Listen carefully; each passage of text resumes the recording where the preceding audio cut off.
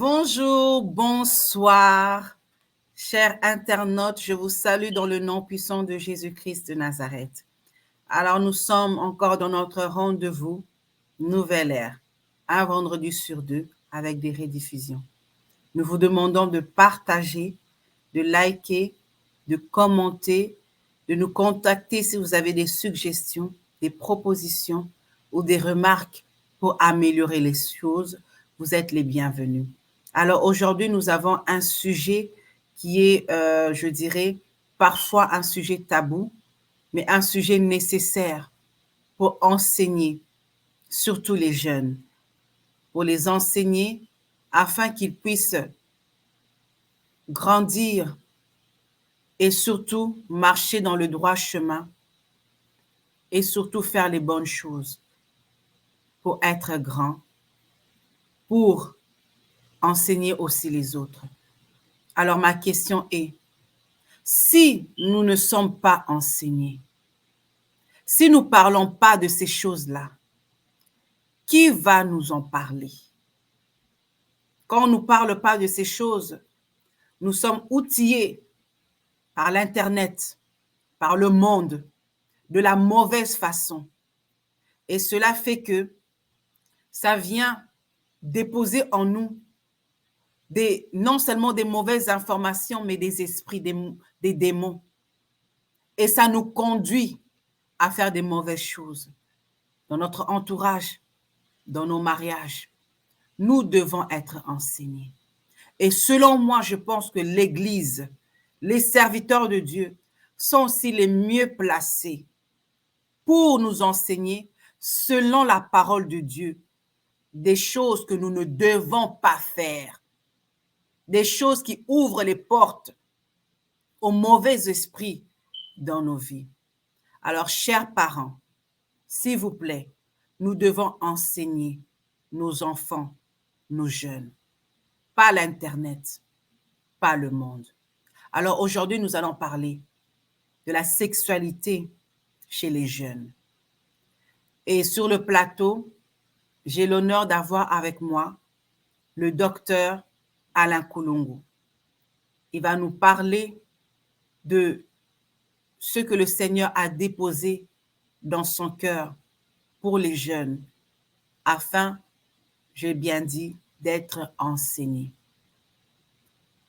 Les insultes, les mauvaises remarques, ça ne sert à rien. Ça ne sert strictement à rien. On aurait pu garder toutes ces informations pour nous, mais en regardant les jeunes, comment ils se conduisent et là où ils s'en vont, notre rôle, c'est d'enseigner.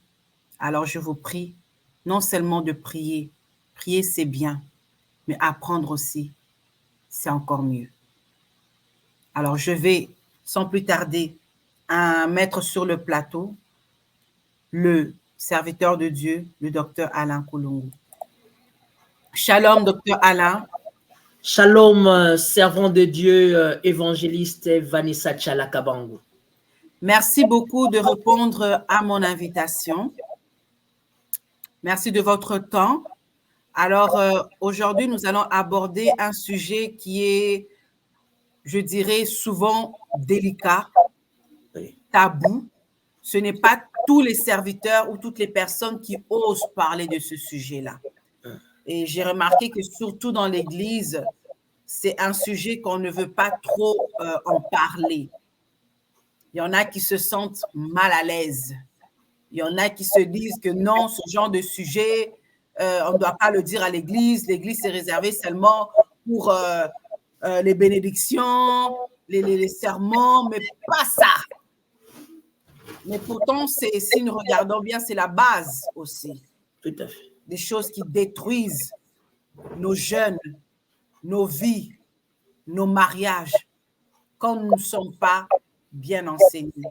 Alors, je dirais vraiment merci de votre courage, de prendre ce courage afin de nous informer des bonnes et des mauvaises choses. Alors voilà, sans plus tarder, docteur Alain, aujourd'hui nous parlons de la sexualité chez les jeunes. Alors selon vous, comment vous voyez la sexualité chez les jeunes? Est-ce que vous pensez que surtout les jeunes qui vont à l'église, les jeunes chrétiens, est-ce qu'ils sont assez outillés de ce côté-là?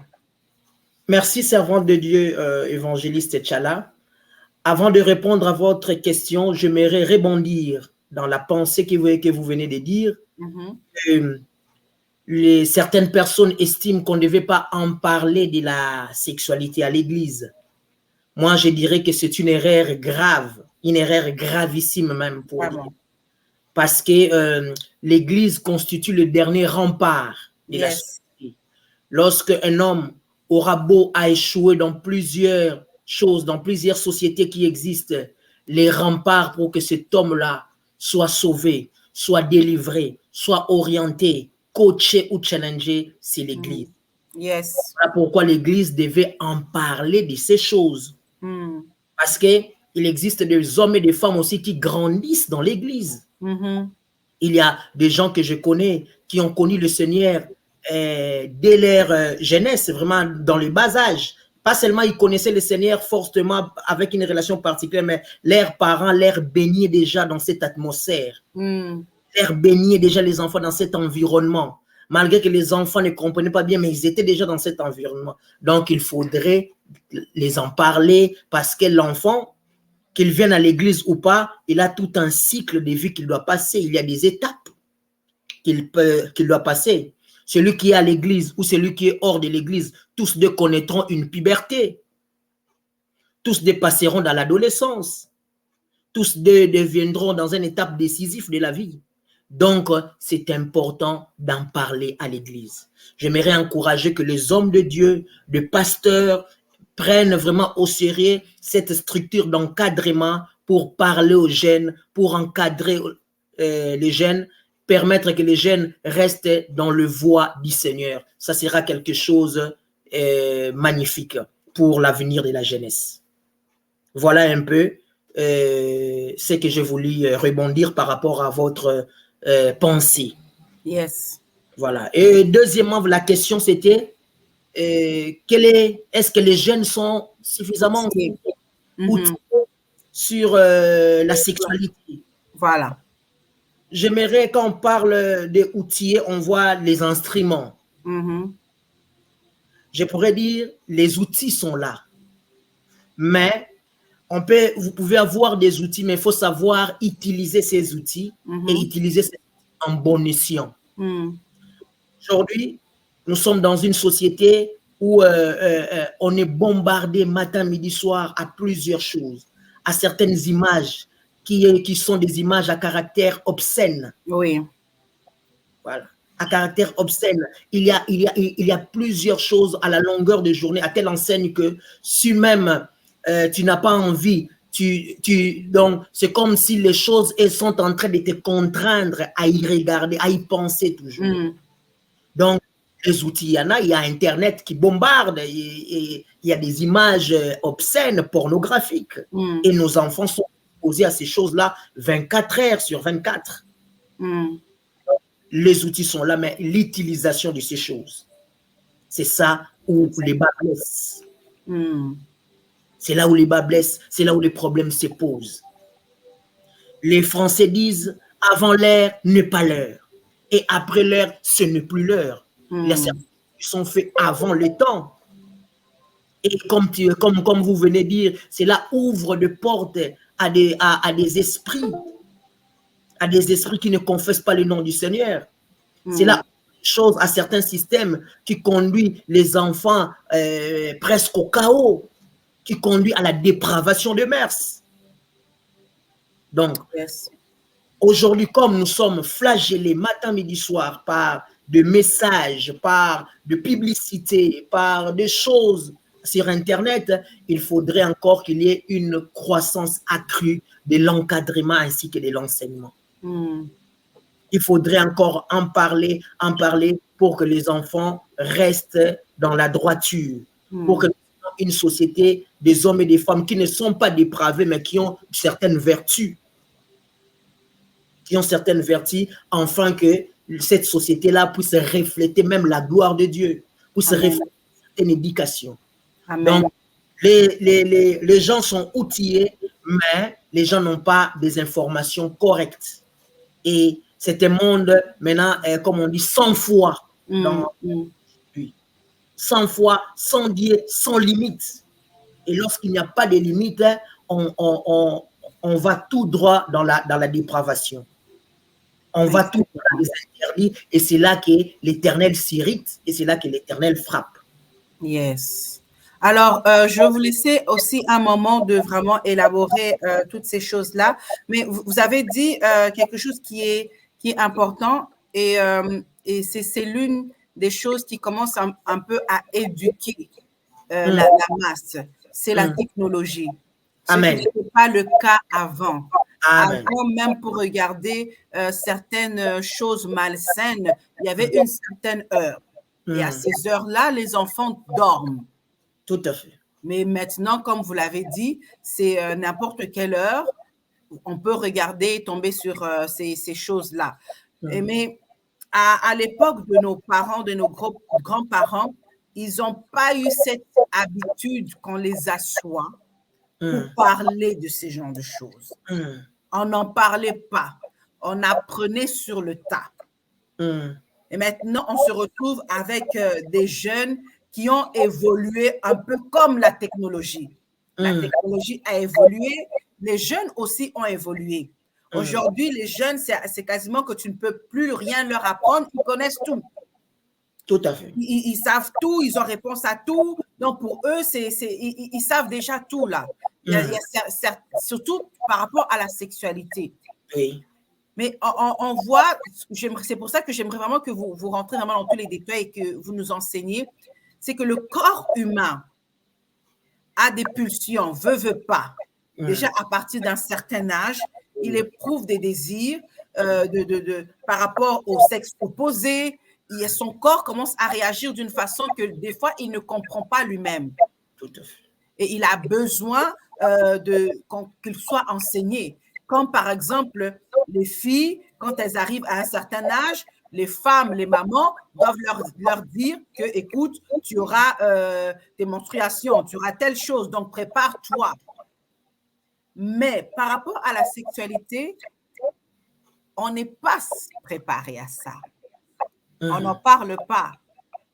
Ayant vécu et vivant en Occident, à l'école, on en parle. Oui. À l'école, on prépare déjà les enfants à cet aspect-là de ce qui se passe dans votre corps.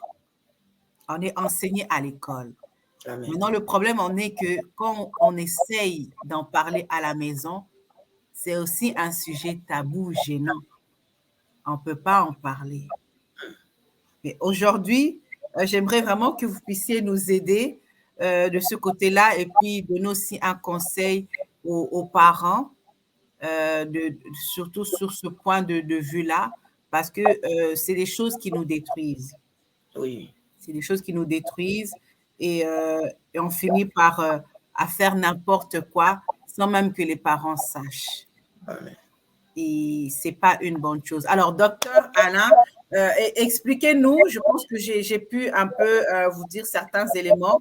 Donc, si vous pouvez nous expliquer en long et large ce qui se passe dans le corps, pourquoi, et puis qu'est-ce que l'enfant devrait faire, et s'il ne trouve pas d'appui chez ses parents, en tant que chrétien, est-ce que c'est un péché de ressentir ces choses qui se passent dans son corps? Il y a aussi ça, parce qu'on peut penser, bien selon la conception de certaines personnes, que non, c'est un péché, ne pense pas à ça, laisse ton corps. Donc, tout cet aspect-là. Donc, voilà, je vous laisse l'antenne, et puis quand il y aura d'autres questions, je me lancerai. Merci, servant de Dieu. J'aimerais d'abord dire aussi que, comme on est en train toujours de regretter, et comme l'école en parle de la sexualité, si la famille ou même les remparts qui devaient être l'église n'en parlent pas, c'est là où va se poser les problèmes. Parce que l'école va aborder les sujets d'une manière scientifique. Et dans la science, il n'y a pas ce monde des interdits. Dans la science, il y a des choses permissibles. C'est un monde d'expérience. Un monde d'expériences, des découvertes. À telle enseigne que quand on fait même des enquêtes, faisant des études liées à la santé publique, je connais comment on fait des enquêtes. Lorsque vous allez vous interroger, vous aimerez avoir un groupe de la population qui rencontre le problème. Vous analysez quelle est la fréquence du problème dans la société, tu vois un peu. Donc, la science en parle de manière, par exemple, sur les plans observationnels, sur le plan même expérimental. La science n'a qu'en faire de ça. Lui, il parle de ça. Lui veut connaître quelle est la proportion des jeunes qui connaissent les rapports sexuels avant 15 ans. Ça, c'est la science. Mais les médecins aussi, ils donnent même à l'école, on donne des préservatifs. Tout à fait. On donne toutes ces choses-là. Tout à fait. L'école aborde ça dans un volet scientifique. L'Église devait aborder sous ces deux volets-là, scientifiques et les spirituels. Parce que l'acte sexuel aura une dimension pas seulement naturelle, mais une dimension aussi spirituelle. C'est là que l'Église devait aussi s'atteler attention. Et pour répondre à la question aussi, les pulsions organiques, comme tu le dis, c'est normal dans l'évolution de l'homme, dans le développement humain, de sentir les pulsions, d'avoir une attirance par rapport au sexe opposé, par exemple. Ça, c'est normal. Il n'y a pas même les autres, pas même avant l'âge de la puberté, même dans la petite enfance. Je me souviens, même dans la petite enfance, nous, on a déjà ça. C'est en nous. C'est en nous. Pourquoi? C'est parce que Dieu a mis en nous des hormones. Des hormones qui sont des substances qui sont sécrétées dans certaines cellules du sang qui ont le rôle, comment dirais-je, d'activer, d'agir dans certains organes cibles ou bien dans certaines glandes connues dans le corps humain pour le bon fonctionnement. Donc, il y a cette loi hormonale qui est en nous, qui fonctionne, c'est ce qui permet que nous ayons de pulsions. Et ces pulsions-là grandissent par rapport aussi à la maturité que nous atteignons en termes d'âge. Par exemple, à la puberté, il est décrit qu'il y a un grand réveil de ces pulsions. Les hormones sont sécrétées chez les femmes, les hormones sexuelles, oestrogènes, progestérone. Chez les hommes, les testostérones qui seront à la base de la barbichette que j'ai, que toi tu n'en as pas, parce que moi j'ai des testostérones. Hein? Toutes ces choses-là, ce sont des choses naturelles. Quelqu'un qui ne les vit pas, il n'est pas naturel. Donc, ce sont des choses naturelles qu'on doit remettre. Maintenant, il faut encadrer cela. Malgré c'est naturel, maintenant, l'individu doit être encadré pour qu'il ne fasse pas n'importe quoi. Parce que l'homme a un scientifique qu'on appelle Freud, un psychanalyste, Sigmund Freud, lui parlait des 3 instances de la personnalité de l'homme. Il parlait du moi. C'est ce qui tranche, comme je suis en train de parler avec toi, ça c'est le moi. Yes. Après le moi, il y avait le surmoi. C'est là où il y avait des interdits de la société, où on me dit, tu ne triches pas, tu ne fais pas ceci, ça c'est le surmoi. Après le moi, il y avait la partie sauvage de l'homme. La partie sauvage de l'homme rend l'homme à le stade animal. Et lorsque le ça est très activé, l'homme réagit comme un animal. Il ne se contrôle pas. Et cette partie de la personnalité, bien aimé, n'est pas pudique. C'est en tout le monde ça. Maintenant, ça doit être encadré. Et lorsque nous sommes encadrés dans la parole de Dieu va renforcer notre surmoi pour que nous ayons non, ça je ne peux pas faire ceci. Bon, mon ça demande cette partie sauvée de main, non, je peux les calmer. Et il y a maintenant l'intelligence dans la foi aussi peut t'aider lorsqu'il y a des pulsions. Nous, un pasteur qui nous encadrait, lorsqu'il y a des pulsions, il dit va adorer le Seigneur, va louer. Et en le faisant, tu vois que ces pulsions partent. Donc, des choses comme ça, c'est très important et il faut entrer en parler aux enfants. Et le Saint-Esprit peut les aider à réguler. Ils peuvent ressentir cela, mais lorsque ça devient fort en eux, ils peuvent adorer le Saint-Esprit, demander au Saint-Esprit. Le Saint-Esprit peut les aider à se calmer parce que le Saint-Esprit peut réguler tout. Il est l'esprit qui sonde même les profondeurs de Dieu. Pourquoi pas, il peut calmer une fureur hormonale. Hein? Pourquoi pas? Donc, il faudrait en parler, répéter ces choses. L'Église, voilà pourquoi je donne pour moi la responsabilité serait aussi à l'Église d'en parler. D'en parler aux différentes tranches d'âge, surtout à la puberté, où il y a vraiment un réveil de ces choses. Même pendant l'adolescence, commencez aussi à préparer ces enfants, que vous êtes des enfants de Dieu, vous êtes des chrétiens, voilà, ce qui est normal dans l'organisme, c'est ce qui se fera. Mais tu peux les encadrer, tu ne peux pas te laisser vaincre par cela. Si on parle des enfants, vaincre ta peur, on peut aussi appeler aux enfants à vaincre ces hormones qui vont commencer à vouloir prendre de l'ascendant. Parce que de toutes les façons, ça fait partie aussi de ta chair. Il y a un verset dans Galates 5, 24 où dit « Tous ceux qui sont en Christ ont crucifié la chair et ses passions. » Ceux qui sont en Christ ont crucifié la chair. Et si les enfants peuvent déjà être rodés à cet exercice de la crucifixion de la chair dès leur jeunesse, lorsqu'ils grandiront, ils seront encore plus meilleurs. Donc, quand on commence les choses dès les bas âges, l'homme a beaucoup de facultés, l'homme a beaucoup de possibilités et il peut grandir en gardant ces habitudes-là. C'est ainsi qu'on aura des hommes et des femmes qui ont gardé une certaine chasteté, qui ont gardé une certaine virginité, parce que simplement, malgré la sollicitation corporelle, mais ils se sont contenus. En parlant de ça, docteur Alain, je m'excuse de vous interrompre. Aujourd'hui, beaucoup ne le sont plus chastes ou vierges, et c'est devenu quelque chose de démodé, surtout chez les jeunes. Quand tu parles que tu es toujours chaste ou tu es vierge, on se moque de toi. Tout à fait. Donc, c'est comme si il faut que, pour que tu sois bien vu, bien dans la société, tu dois faire comme les autres. Voilà.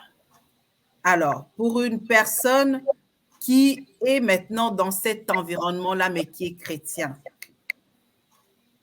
qui est dans cet environnement où il entend ce genre de choses, à l'école, il y a ça, au téléphone, il aimerait vraiment vaincre ses pulsions, mais il y a le monde. Il est obligé d'aller à l'école. Tout à fait. Il veut aussi bien paraître, avoir des bons amis. Amen. Mais il y a cet aspect-là qui le tire, à chaque fois qu'il le tire, c'est qu'il soit comme les autres, il se bat. Qu'est-ce que vous pouvez conseiller à ce jeune-là? Et il ne sait pas à qui en parler. Oui, je connais vraiment cette souffrance-là, je me rends compte. Même, nous sommes, l'erreur de l'Église aujourd'hui, nous sommes dans une Église qui est trop en situation d'attente. Il attend les choses venir vers lui. Or, l'Église doit aussi avoir cette attitude de dévancer les choses.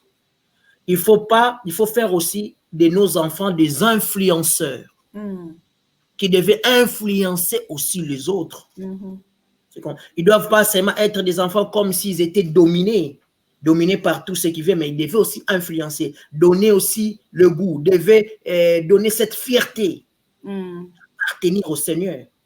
Et lorsqu'on a cette fierté d'appartenir au Seigneur, des valeurs comme la virginité seront mises en exergue.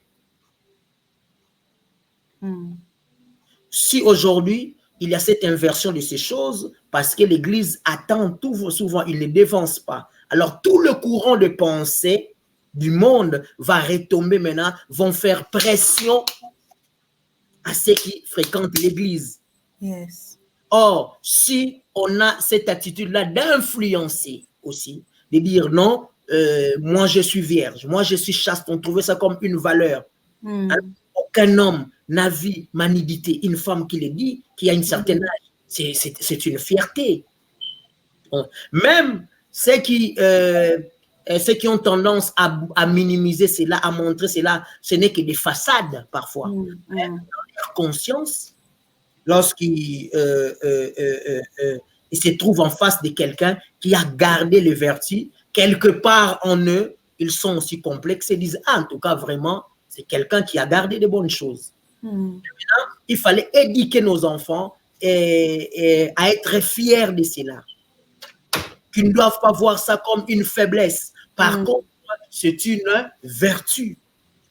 Et expliquer pourquoi cela est une vertu. C'est une vertu. Quand une femme garde sa virginité, il aura affaire à un homme. Sur le plan scientifique, sur le plan anatomique, il n'y aura pas de problème qu'on appelle des rapports anatomiques. C'est-à-dire que cette femme-là peut s'adapter à cet homme-là facile.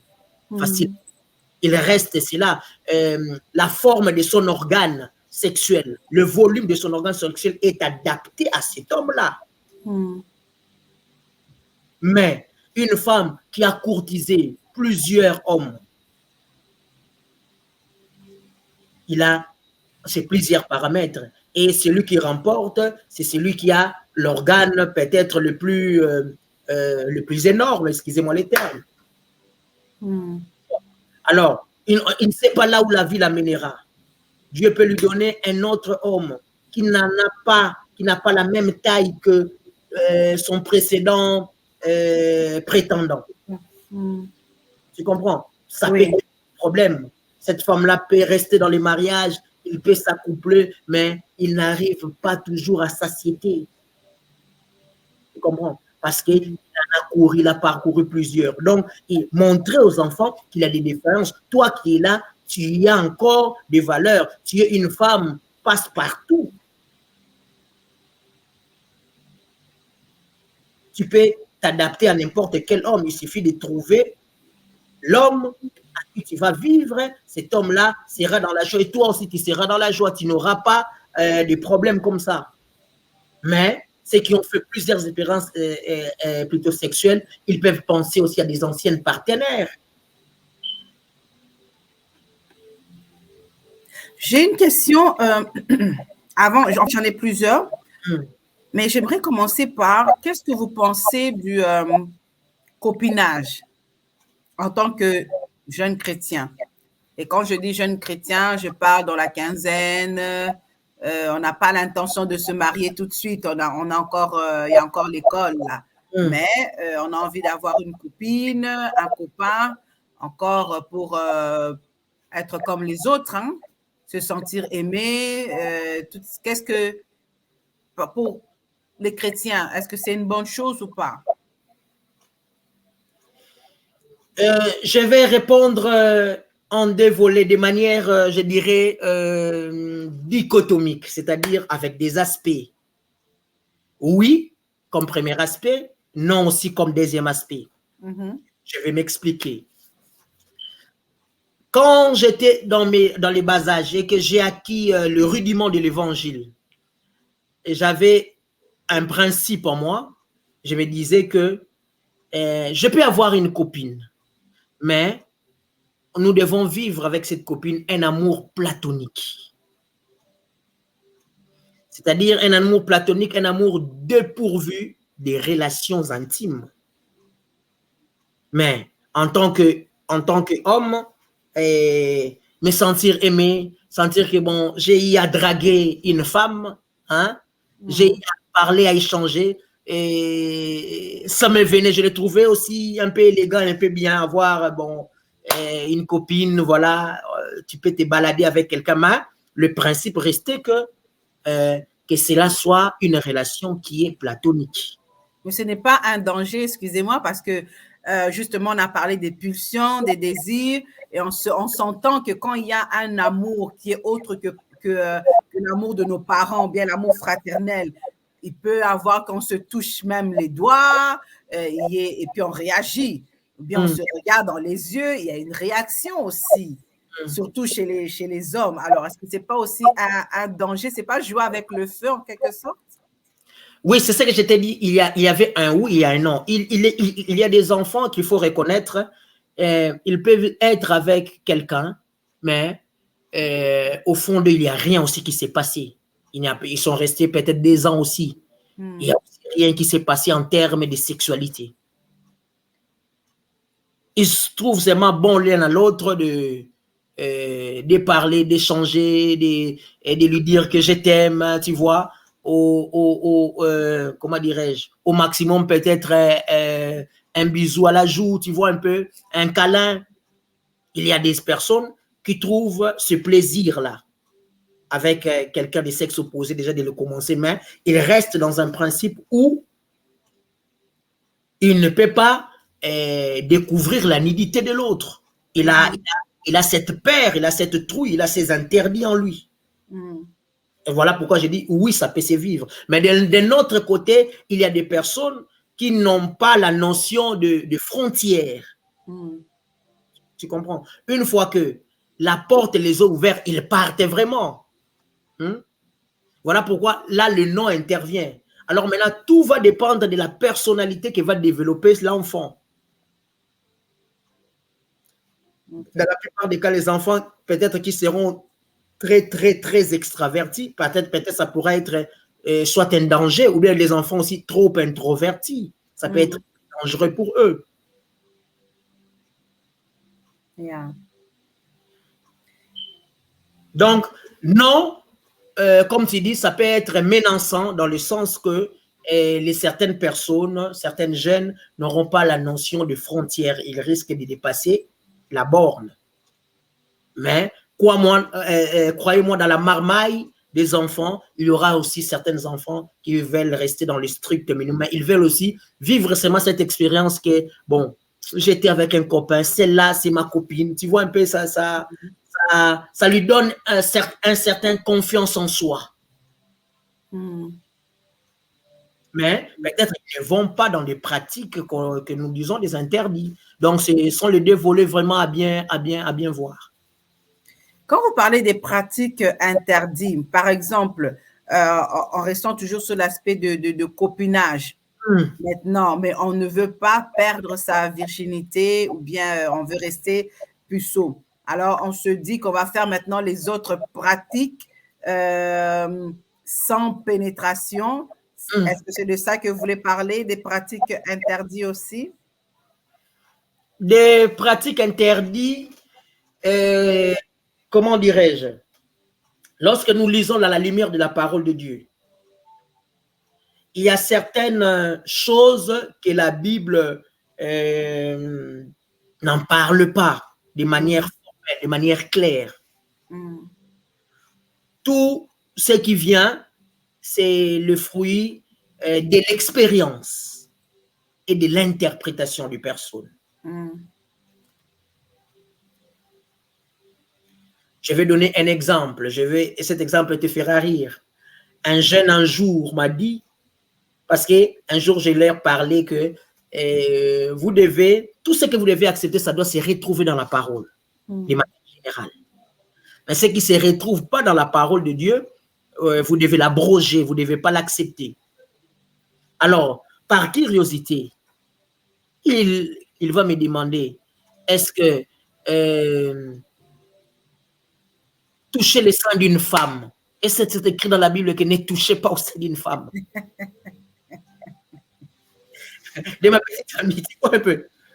Ce sont des choses que la Bible ne met pas noir sur blanc. Ne met pas. Mais par l'expérience, on sait que ce sont des choses qui nous conduisent. Qui nous conduit au boulevard de la sexualité, des rapports intimes. Alors, on ne peut pas aller provoquer par cette voie-là.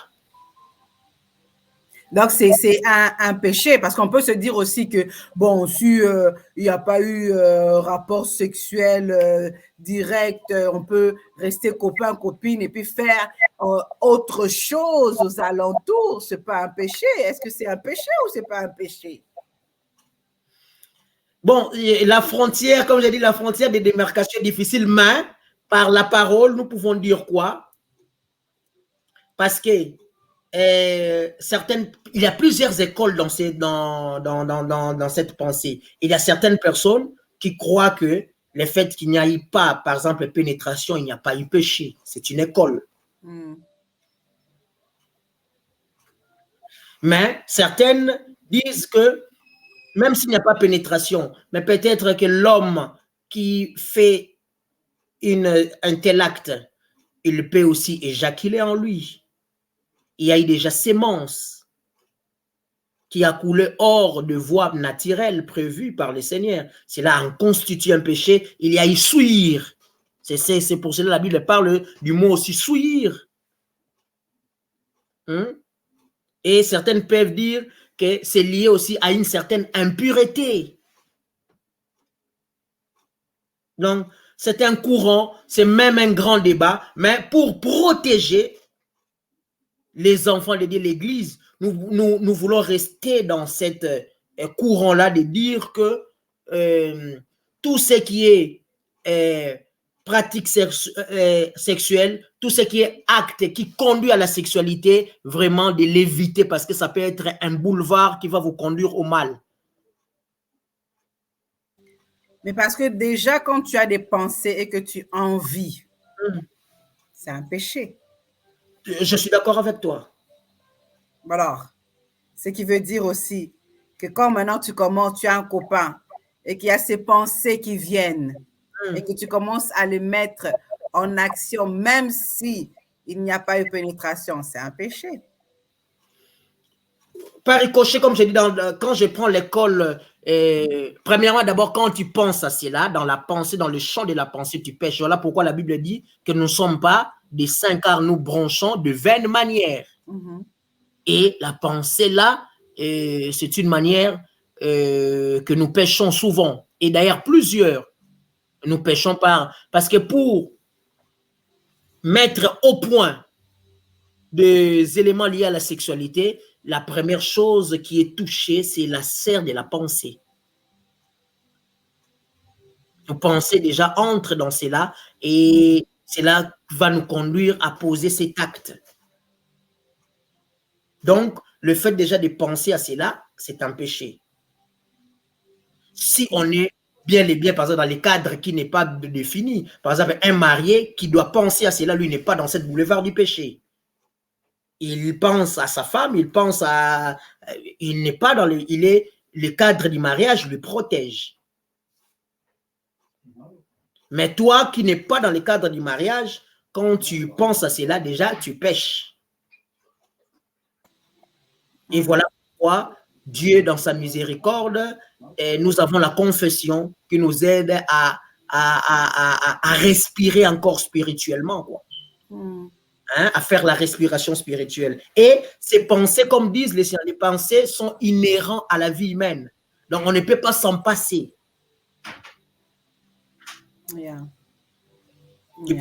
Mais maintenant, l'Église, maintenant, nous devons le conduire, les enfants, nous devons le conduire à ce qu'on appelle une contre-pensée. Quand cette pensée-là te tape à l'esprit, quelle est la contre-pensée qui doit revenir en toi pour anéantir cela? Parce que je dois penser, je suis un homme. Ces pensées sont inhérentes à la vie humaine. Mais quand je pense à cela, je pense à ma copine, voilà, en tout cas, j'ai envie de l'embrasser, tout ça. C'est une pensée qui me vient. Mais quelle est l'autre pensée qui doit me revenir? Parce que si la pensée là qui me dit et que l'autre pensée les valide encore, je suis encore bien enclin à l'acte, je vais aller le poser. Mais s'il y a une autre parole de retour qui me dit allez, attention, tu ne commettras pas d'impudicité, tu ne feras pas ceci. Une parole de l'Éternel. Voilà pourquoi c'est très important de méditer la parole de Dieu. Parce que la parole de Dieu, lorsqu'on la médite, ça peut ressasser au niveau de nos pensées. Ça nous donne une autre parole. Oui, tu as pensé à cela, qu'il est venu, c'est le fruit de ton raisonnement et ta pulsion, parce que les pensées sont intimement liées à la chair. Mais s'il y a un autre message qui me dit, tu ne feras pas ça, c'est ce qui va m'aider. C'est même si je suis dans le boulevard de voler quelque chose, une pensée me dit, prends ça. Mais s'il y a une autre pensée aussi me dit, non, tu ne voleras pas. Et que cette voix-là est plus forte que la première pensée que je ressens. Il annule au moins le fait déjà. OK.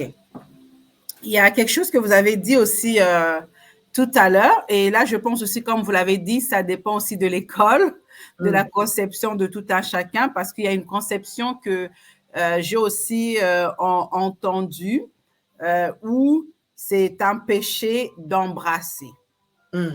Donc, hors mariage, on ne doit pas embrasser l'autre. Donc, quand je parle d'embrasser, je parle vraiment d'embrasser, pas de simples bisous. Je parle vraiment d'embrasser. Et j'aimerais savoir votre point de vue par rapport à ça. Comme je vous ai dit, il y a des écoles par rapport à cela. Quand on doit divulguer un message, on doit penser dans le sens de la généralité. Alors, je l'accepte parce que c'est un boulevard, un couloir qui peut conduire les enfants de Dieu à ressentir fortement cette envie-là d'aller plus loin. OK. D'aller plus loin. Et je crois c'est une sagesse protecteur. C'est une sagesse protecteur parce que en termes de contenance, les gens sont très variables. Hein? Sont très variables en termes de contenance. Et peu de personnes, il faut les reconnaître, ont cette contenance-là. Alors là, ça peut être un élément même qui peut ouvrir aussi des portes. Et l'ennemi aussi peut porter atteinte à certaines personnes, déjà même via la voie comment dirais-je, d'embrasser. Tu vois, d'embrasser. C'est déjà la voie salivaire qui est mise en exergue. C'est une communication. Tout ce qui est déjà communication, ça a l'air un peu... ça a une connotation déjà un peu très forte. Donc, au regard de cela, j'irai plus dans la thèse où c'est dangereux. D'accord. Alors, le docteur va plus dans la thèse que embrasser, c'est dangereux. Vous êtes chrétien, vous êtes jeune, donc c'est des pratiques à éviter si vous voulez garder votre sainteté avec le Seigneur, votre virginité avec le Seigneur. C'est des choses à éviter. Alors, si vous avez des questions, chers internautes, s'il vous plaît, envoyez-nous vos questions en privé sur mon compte, et je me ferai le plaisir de poser vos questions sans dire votre nom. Donc, s'il vous plaît, partagez, envoyez à vos enfants, vos cousins, les neveux, les nièces, envoyez. Et s'ils ont des questions, qu'ils me contactent personnellement sur Nouvelle Ère ou encore sur mon compte personnel EV Vanessa Tchala-Kabangu. Et le docteur Alain se fera le plaisir de répondre à leurs questions dans une prochaine émission. Alors, docteur Alain, il nous reste encore quelques minutes avant de chuter. J'aimerais savoir, justement, avant le mariage, il y a un enseignement qu'on donne à des jeunes mariés pour qu'ils puissent bien rentrer dans le mariage. Mais cela dit, on ne dit pas souvent tout, ou l'aspect de la sexualité est peut-être effleuré, mais on ne rentre pas vraiment dans les détails en profondeur, du moins pour Satan. Je ne dis pas toutes les églises. Peut-être qu'il y en a qui le font. Gloire à Dieu s'ils le font. Alors, pour ceux-là qui sont... j'aimerais parler de deux aspects, en fait. Un couple qui veut se marier, mais avant le mariage, ils se disent qu'on est déjà fiancés. Vu qu'on est déjà fiancés, donc on peut goûter, on peut déjà tomber dans cet aspect-là de la sexualité. Ce n'est pas un problème vu qu'on sera déjà marié. Déjà, ce point-là, j'aimerais que vous nous dites si c'est une bonne chose ou pas.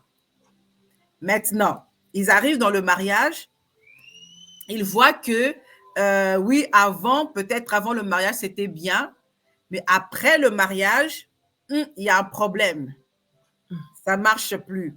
Soit souvent, la femme n'est pas satisfaite. Elle n'est plus satisfaite. Maintenant, cette question-là, j'aimerais la garder aussi sur l'aspect où elle a peut-être goûté avant, elle n'est plus satisfaite, mais on a aussi d'autres qui n'ont pas goûté avant, qui se sont gardés et qui sont rentrés dans le mariage. Mais sans être outillés, si je peux dire ça comme ça, ou encore, ils ont entendu. Parce qu'on a des amis qui nous donnent des informations. Oui, tu peux faire ça, tu peux être même professionnel, tu n'as rien fait.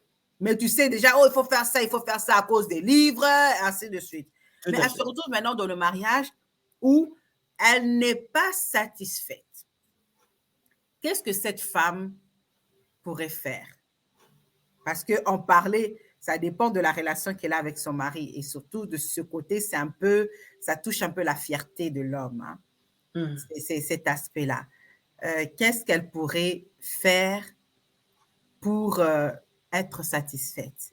Alors, je vous ai posé 2 questions. Je répète la première, qui est, est-ce que faire des rapports sexuels en tant que fiancé, on sait qu'on va se marier, mais on a déjà essayé avant la bénédiction.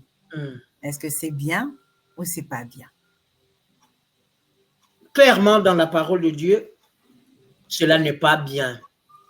Parce que les cadres légaux que l'Éternel valide les relations intimes, c'est le mariage. Tout ce qui est hors du mariage n'est pas le cadre légal. Il y a une angéologie dans la sexualité lorsqu'il y a mariage. Mais en dehors du mariage, ça peut devenir aussi un portail pour l'ennemi. Pas même une porte, mais un portail pour l'ennemi. Donc, le fiançailles n'est pas le mariage. En faisant cela, on est dans la voie de la fornication. C'est vraiment un péché. Et ceux qui le font, ils doivent se repentir, demander pardon à Dieu et mettre des stratégies pour ne plus y retomber. Hein? Pour ne plus y retomber. Ils doivent vraiment confesser leurs péchés à Dieu, demander, supplier l'Éternel de leur pardonner et de prendre la décision de ne plus y faire. C'est vraiment un péché lorsqu'on n'est pas dans un cadre légal qui est le mariage. Pour la confession, docteur Alain, est-ce qu'ils se confessent tout seuls dans leur chambre? C'est quoi qu'ils doivent faire exactement? Ils peuvent confesser la confession. Il y a 2 manières. Premièrement, ils peuvent faire eux-mêmes, sincèrement devant Dieu, de prendre cette décision. On ne le fait pas. Seigneur, nous te demandons pardon, que le Saint-Esprit aide nous. Dieu écoute, Dieu voit partout. Et s'il arrive qu'il y a des récidives, malgré la confession, là, il doit passer maintenant à l'étape où il doit trouver un serviteur de Dieu. Pourquoi? Parce que la Bible déclare, confessez-vous les uns les autres vos péchés dans le livre de Jacques, je crois bien, la parole de Dieu est formelle. Lorsqu'on confesse les péchés là et que les serviteurs de Dieu prient pour vous aussi, cela a une autre connotation. Parce que je dis ça, pourquoi? Parce que beaucoup le font. Ils se disent qu'on va le faire. Après, on va demander pardon à Dieu tout simplement. Nous-mêmes, dans notre chambre, c'est pas grave, on pêche, après on demande pardon. On pêche, on demande pardon. Donc, ça devient même une certaine habitude, je dirais. C'est pour ça que je voulais vraiment cet aspect-là. Est-ce que se repentir tout seul devant nous-mêmes, devant Dieu, c'est aussi un aspect qui est comment dire, aussi fort par rapport à ce problème-là? J'ai donné déjà que la repentance aussi, l'homme lui-même aussi devant son Dieu, en implorant s'il est sincère, s'il a la détermination que le Saint-Esprit peut l'aider, il peut aussi, parce que même parlant de la délivrance, on peut assister à une autodélivrance. Comme on peut voir aussi une délivrance qui passe par le mal d'un homme de Dieu, d'un serviteur de Dieu, d'un enfant de Dieu. C'est les deux formes aussi qui existent même lorsque nous confessons nos péchés. On peut confesser le péché nous-mêmes, tranquillement dans notre chambre. Nous plions nos genoux, demandons pardon à Dieu de manière sincère, demandant à Dieu de nous délivrer de cette situation. Au Saint-Esprit, la force d'abandonner ce péché. Ça, après, le jour peut venir aussi. On voit cette pratique, on a un dégoût. On ne veut plus de ça. Mais par contre, si on voit la même situation qu'on a confessée et c'est répété, ça veut dire que tu dois passer à une échelle où tu dois voir un serviteur de Dieu qui doit prier pour vous parce que l'élément a revêtu un caractère chronique. L'ennemi maintenant commence à se cacher là-dessus. L'ennemi commence à se cacher là-dessus et le serviteur de Dieu priera pour vous et vous faites cette confession-là. Il va prier pour vous et ça vous libérera aussi. Donc, les deux formes sont encore valables. OK. Est-ce que c'est tous les péchés, surtout sexuels, qu'on peut confesser nous-mêmes? Si c'est tous les péchés sexuels qu'on doit confesser nous-mêmes. Je crois que dans la parole de Dieu, la Bible dit, si vous confessez vos péchés à Dieu, il est fidèle et juste pour vous pardonner et vous purifier de tous vos péchés ainsi que toutes vos iniquités. La condition, si vous confessez donc tous les péchés, on peut les confesser à Dieu. Mais il existe dans des péchés, il existe ce qu'on appelle des iniquités. Il existe ces péchés qui révèlent les caractères abominables. Par exemple, quelqu'un qui était dans le champ de la... Oh mon Dieu, donne-moi les termes. Il était quelqu'un qui couche avec, par exemple, sa cousine, sa sœur, dans l'inceste. Tu vois, l'inceste, ça révèle un caractère abominable. C'est une interdiction. Tu ne peux pas limiter cela à confesser toi-même, non. Ça, tu dois aller avoir un serviteur de Dieu parce qu'il y a même des offrandes, des réparations pour ça. Pourquoi? Ce sont des choses que l'Éternel a statuées, qui sont reconnues, qui ont des caractères abominables. C'est quelque chose qui a un caractère abominable. Quelque chose de comme ça, on ne peut pas on doit l'amener à l'église auprès d'un serviteur de Dieu, confesser, il prie pour vous, on donne même une offrande pour les rachats, parce que quand ça commence comme ça descend encore des générations, c'est très dangereux.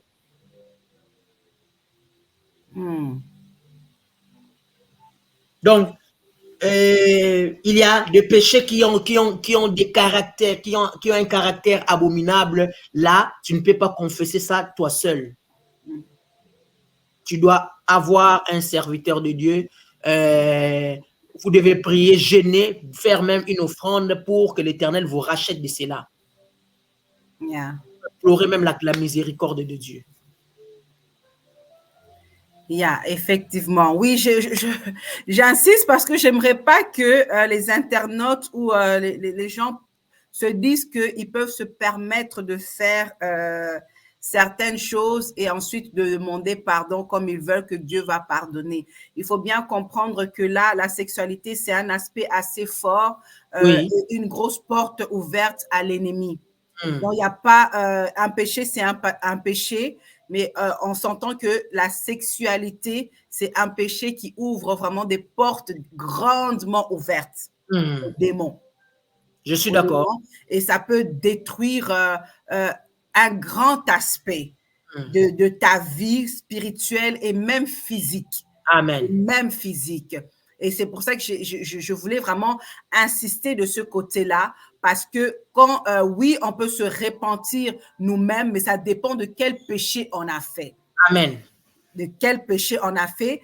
Pour moi, quand c'est un péché sexuel, tu n'as plus de couverture. Oui, tu t'es repenti toi-même, mais il faut maintenant une prière externe pour une personne pour prier pour toi et briser ses liens aussi. Mais cela dit, comme l'homme de Dieu a dit, ça peut arriver. Il y a des exceptions que Dieu peut permettre que tu pries et il t'en délivre toi-même. Mais pourquoi j'insiste? Parce qu'il y a aussi des hommes serviteurs de Dieu, des jeunes serviteurs de Dieu qui ont abusé de ce genre de choses. On pêche, on demande pardon. On pêche, on demande pardon. Donc, c'est cet aspect-là un peu que je voulais un peu mettre un peu les points sur le i parce que c'est pas quelque chose qu'on devrait vraiment banaliser et jouer avec. Donc, il y a aussi, il faut qu'il y ait la crainte de Dieu par rapport à ça. C'est trop important. Et dans mon témoignage l'année passée, j'avais donné cet aspect-là. Si vous vous souvenez, Dr. Alain, j'avais parlé de cet aspect-là où moi et mon mari, avant le mariage, c'était même pas la pénétration. C'était simplement des caresses. Et dans ces caresses-là, parce que Dieu m'avait mis à part, nous avait mis à part. Tout le monde n'est pas pareil. Il y a une personne, tu peux voler aujourd'hui, demain, après-demain, on ne t'arrête pas. Mais une autre personne, elle vole et puis directement, pouf, on l'arrête. C'est la catastrophe, on l'arrête. C'est la prison à vie. Donc, chacun est différent. Tu dois aussi savoir c'est quelle alliance que tu as fait avec Dieu. Amen. Il y a tout cet aspect-là. Et ce qui s'est passé, c'est que moi, nous, plutôt mon mari et moi, on a eu des attaques avant le mariage, après le mariage, pendant le mariage. Ça avait ouvert une grosse brèche. Amen. Une grande porte. Et on n'avait pas conscience de tous les combats qu'on avait, juste à cause des caresses, à cause de s'embrasser. C'est rien, c'est banal. On a banalisé ça. Mais les démons, il y a des choses qui ne banalisent pas. Ils vont te faire croire que ce n'est rien, vas-y. Mais c'est par là qu'ils vont rentrer. Et il y a plusieurs choses que ça va emmener. Et ça, peut-être à la prochaine émission, avec le docteur Alain, nous allons parler nous allons vraiment plus rentrer en détail, peut-être des pratiques et de ce que ça emmène dans la vie d'une personne, que ce soit physique ou spirituellement. Alors, docteur Alain, je vous laisse encore plusieurs minutes juste pour non seulement chuter, mais pour faire une synthèse, une conclusion par rapport à tout ce qu'on s'est dit aujourd'hui. Merci, cher évangéliste Tchala. Donc, en guise de conclusion, nous allons dire que l'Église doit jouer pleinement son rôle en parlant de la jeunesse, en tirant les oreilles sur l'aspect de la sexualité. Aujourd'hui, il y a une forte dépravation parce que l'Église ne ose pas la voir. L'Église ne doit pas être dans la défensive, il doit être aussi dans l'offensive. Il doit déjà préparer les enfants. On parle aujourd'hui de la sexualité chez les enfants, même de 4 ans. Les enfants aujourd'hui doivent choisir leur orientation sexuelle, des choses qui deviennent de plus en plus abominables. Chez nous, là où je travaille, il y a eu un focus group des personnes qui viennent, qui nous parlent qu'on ne doit pas stigmatiser les personnes âgées. Il y a certaines qui sont des homosexuels et qu'en voyant ces pratiques de l'homosexualité, que cela ne puisse pas nous déranger. C'est ils ont beaucoup parlé, tout.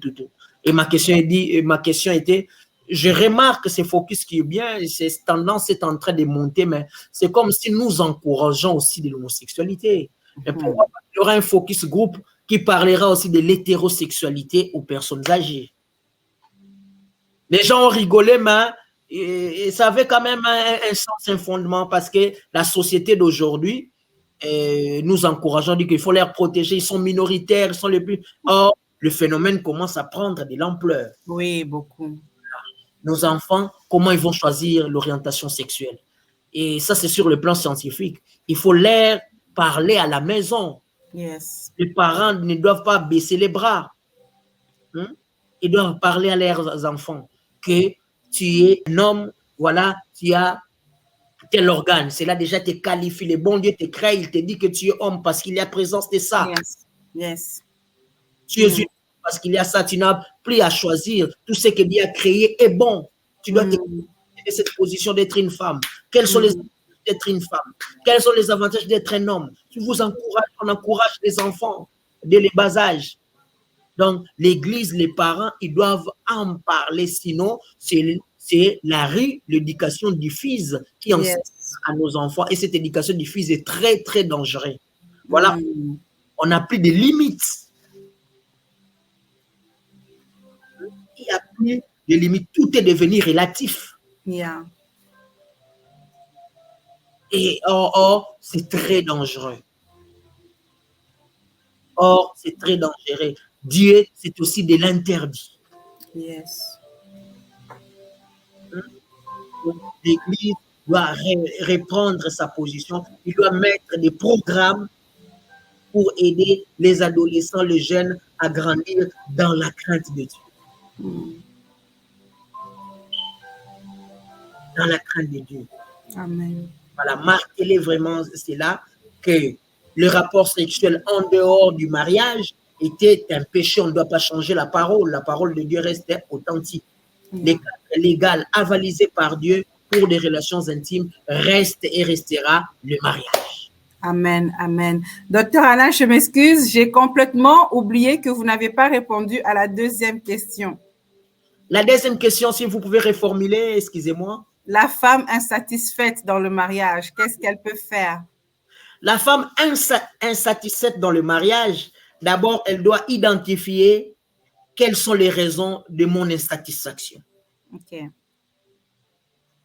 Est-ce que c'est un problème lié à l'acte lui-même ou c'est un problème lié à la durée de l'acte, à la fréquence de l'acte? Là, donc, s'il repère les raisons de son insatisfaction, il peut maintenant en parler à son partenaire déjà.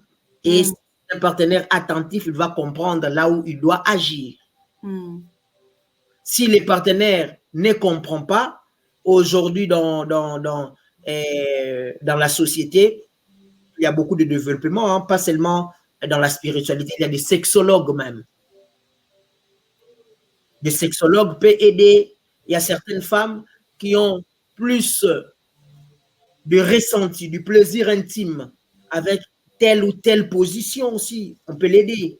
En connivence même avec des médecins, par exemple, des femmes qui ont un utérus en postérieur n'ont pas le même ressenti que celui qui a un utérus en antérieur, n'ont pas la même position. Toutes ces choses-là comptent. Donc, on doit d'abord trouver la cause pour attaquer cette insatisfaction. Mais d'abord, la personne lui-même, la femme lui-même doit connaître c'est à quel niveau qu'il se sent insatisfait. Est-ce que l'acte n'est pas bien fait? Est-ce qu'il n'est pas dans la bonne... Tu vois, toutes ces choses-là, lorsqu'il repère cela, il peut maintenant faire des démarches extérieures pour trouver maintenant la solution. Mais maintenant, docteur, supposons qu'après tout ça, le mari ne veut pas. Il trouve que c'est la honte, pourquoi l'en parler? Non, tout va bien, on va se débrouiller nous-mêmes. Ou encore, le mari doute tout simplement que c'est elle qui a un problème. Que lui, en tout cas moi, quand j'ai fréquenté mes autres copines, elles ne se sont jamais plaintes, tout a toujours été correct, c'est toi qui as un problème. Bon, ma question maintenant est faire semblant d'être bien sexuellement. Est-ce que c'est un péché? C'est de l'hypocrisie, un peu, et ça va déranger. En matière de sexualité, la femme est plus virulente que l'homme. L'homme, c'est quelqu'un qui n'est pas satiable, qui est insatisfait un peu, dans le sens que, je dirais, qui va aimer, mais qui n'est pas dans cet aspect de la ténacité, tu vois, de la durabilité. Mais la femme, lui, quand il manque cela, la femme devient hystérique. Tu retrouveras dans la société, il y a des femmes hystériques. Juste, tu lui touches un peu involontairement, il se fâche, il se met à parler. Tu comprends? Et parfois, les raisons, ce n'est qu'une insatisfaction sur le plan de la sexualité qui lui rend hystérique. Donc, cette femme-là, elle est en train de se rendre un très, très mauvais service parce que les répercussions seront sur lui, sur elle. Elle doit chercher à en parler, mais il y a aussi une manière de parler aussi.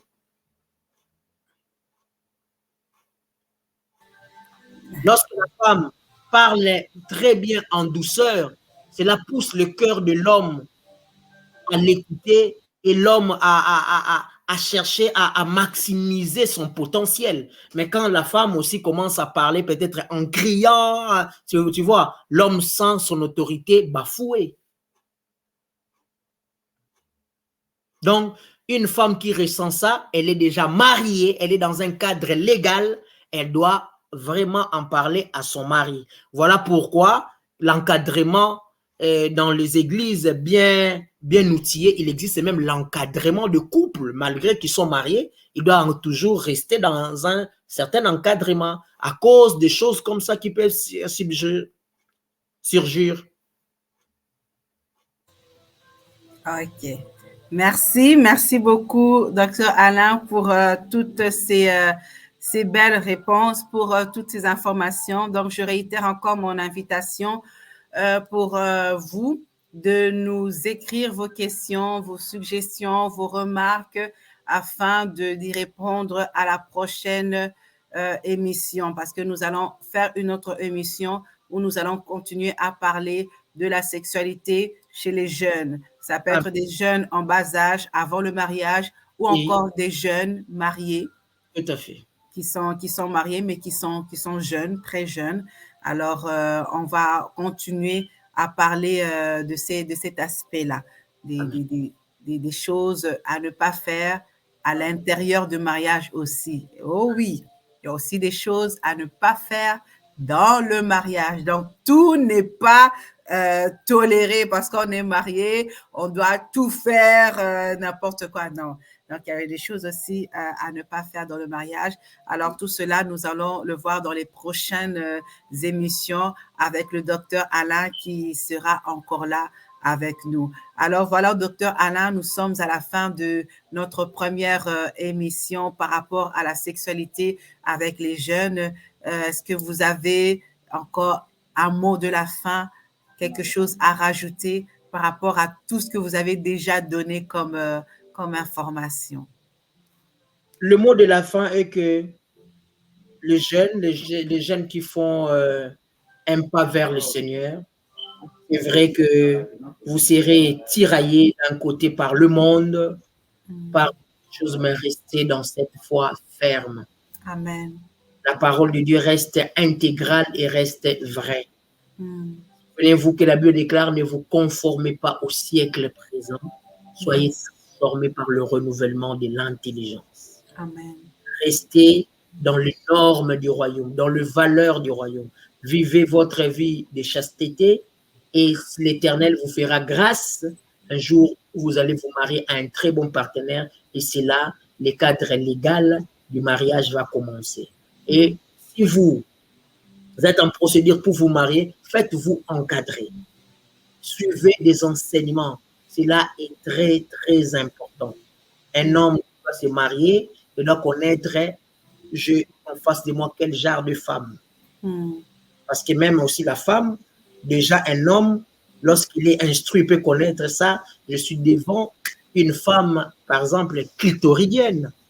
Ça, une femme qui est essentiellement vaginale, il doit connaître cela. Pour que lorsqu'il rentrera dans la phase, qu'il n'ait pas de problème. Il sait comment que cette femme-là pourra retrouver, par exemple, son orgasme. Ça est très important. Faites-vous encadrer. Il y a des gens qui en parlent, qui maîtrisent cela. Il y a même de bons manuels qui en parlent. Vous pouvez toujours augmenter votre connaissance lorsque vous devez entrer dans la phase du mariage. Mais si vous n'êtes pas encore marié, tenez bon, ayez cette foi ferme, priez le Seigneur, évitez toute souillure, toute impurité qui risque encore d'ouvrir des portes, comme a dit la sœur, la servante de Dieu, la Vanessa, une portail aux esprits et il y aura une succession de choses. Donc, restez vraiment dans cette foi ferme. Voilà le mot de la fin que je voulais dire. Amen, amen, amen. Merci beaucoup, docteur Alain. Alors, toi là, Ce n'est pas un péché. Parler de ça, ce n'est pas un péché. Pardon, ce n'est pas un péché. J'ai vu nulle part dans la Bible où c'était écrit que parler de ça, c'était un péché. Vraiment. Alors, il faut arrêter de faire semblant parce qu'il y a des gens qui meurent de ça. Il y a des couples qui sont détruits de ça parce qu'on ne parle pas. Oui. Et quand l'Église ne parle pas, c'est un problème. Et quand l'Église va en parler, c'est encore un problème. Donc, vous insultez, vous... Non, pardon. Laissez les gens qui veulent la délivrance, qui veulent les informations, avoir les informations. J'ai vu nulle part, ou du moins, je ne pense pas, quand il y a des séries de n'importe quoi, où on s'embrasse, on fait n'importe quoi, des gens insultés. Il n'y a pas ça. On n'insulte pas. On regarde les yeux bien ouverts. On en vit même, on rêve même de ça. Mais quand maintenant l'Église veut prendre cet aspect pour mieux enseigner, mieux outiller, mieux encadrer les mariés, les jeunes, là, ça devient un problème. Come on. Come on. Arrêtons ça un peu. Ce n'est pas un péché. Donc, dans les prochains numéros, nous allons parler des esprits, ce que ça emmène comme esprit, comme problème dans le mariage. Nous en parlons, ce n'est pas seulement pour le plaisir d'en parler, parce que nous connaissons les conséquences. Personnellement, je connais les conséquences que cela peut avoir dans le mariage ou même dans la vie d'une personne elle-même. Nous allons parler de ces choses que vous trouvez tabous, qu'on ne peut pas parler, mais que tu fais en cachette dans ta chambre, que tu fais en cachette avec quelqu'un, et ça détruit. Ça détruit, ça emmène des problèmes dans les maisons, où même les enfants peuvent souffrir de ça. Ils peuvent être attaqués la nuit. Pourquoi? Parce que tu as ouvert une porte. Tu as ouvert une porte. Alors, s'il vous plaît, les insultes, les mauvaises remarques, ça ne sert à rien. On veut instruire, on veut être délivré, on veut guérir, on veut avancer. Peuple de Dieu, quittons l'hypocrisie. Quittons l'hypocrisie. Alors voilà, nous sommes arrivés à la fin. Je vais demander à l'homme de Dieu de prier pour un jeune qui vit ces choses, qui ne sait pas à qui en parler, Amen. qui ne sait pas comment vivre avec ça, qui pense peut-être qu'avoir des pulsions, c'est un péché, qui se voit différent parce qu'il n'a pas de copain, il n'a pas de copine, parce qu'il est chaste, elle est vierge. Alors, ça commence à la tourmenter, le tourmenter.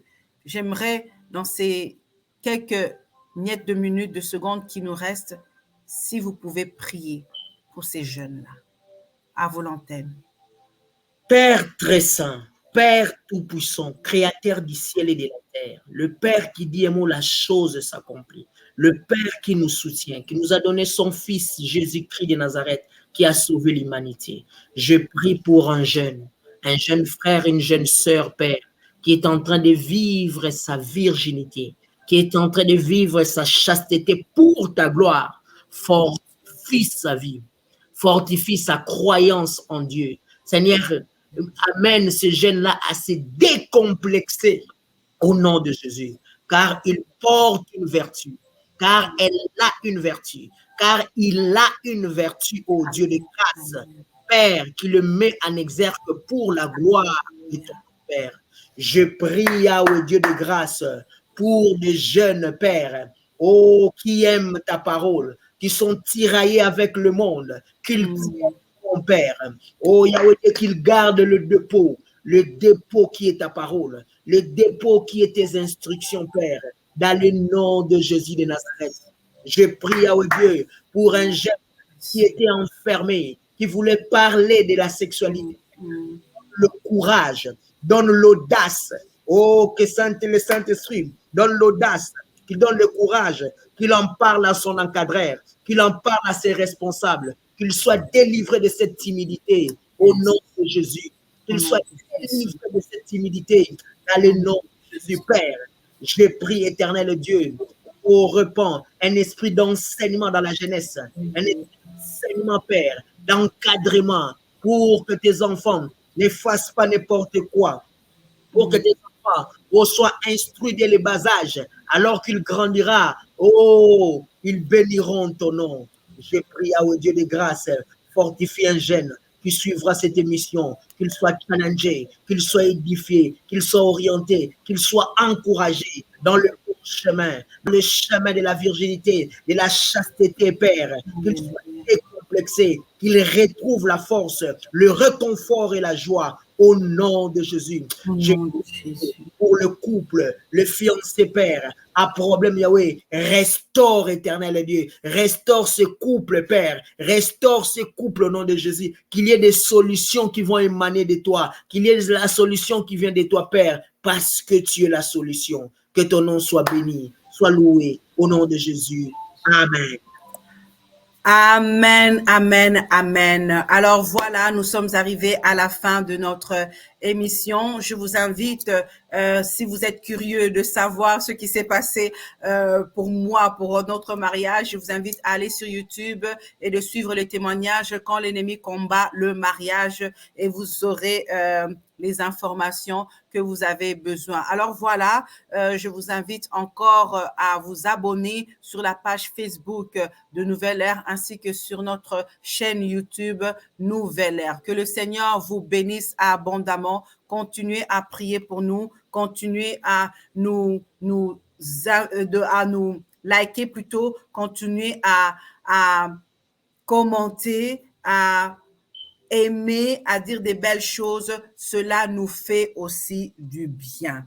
Surtout, partagez, partagez, partagez. Alors voilà, nous sommes arrivés à la fin. Ne manquez pas la prochaine émission. Nous allons parler encore de plus que ça. De beaucoup plus que ça. Toi qui es curieux, toi qui as un problème, n'oublie pas de partager et surtout d'être là. Que le Seigneur vous bénisse. Bye bye. Bye bye. Amen.